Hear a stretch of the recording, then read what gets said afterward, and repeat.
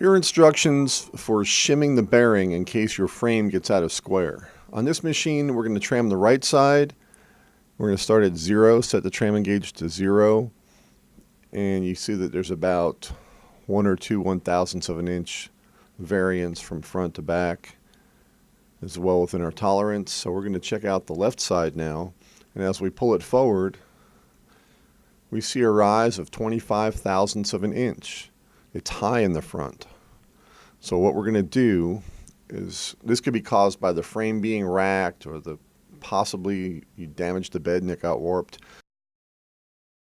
We're going to shim the bearing on the left so that it's parallel to the bed. We're going to loosen all these screws.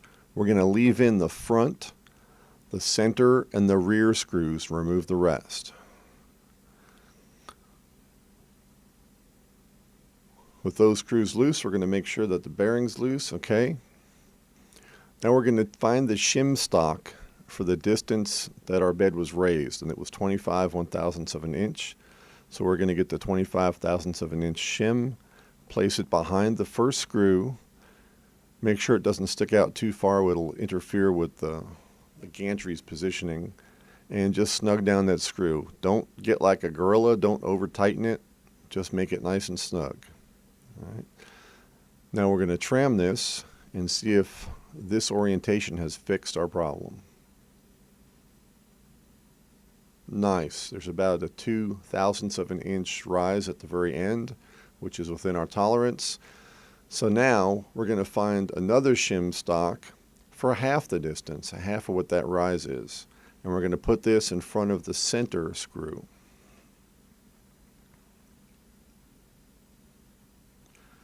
Again, just snugging down this bearing and tightening up the back.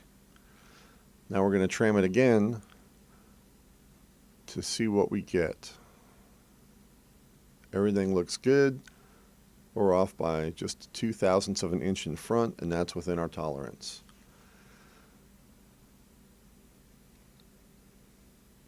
Now we want to make sure that our bearing is straight and not bowed, and also that the surface of the build plate is straight.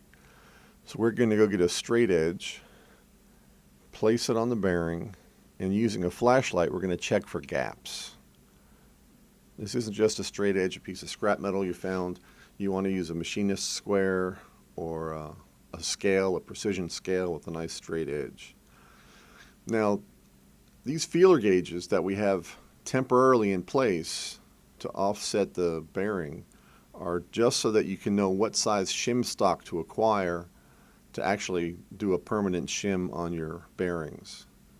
We don't intend for the feeler gauges to be tied up in your printer for the rest of its life. We're checking the bed. We see no gaps, no light bleeding through, so everything's good. If you have any more questions, contact us at hyrel3d.com and hyrel3d.net.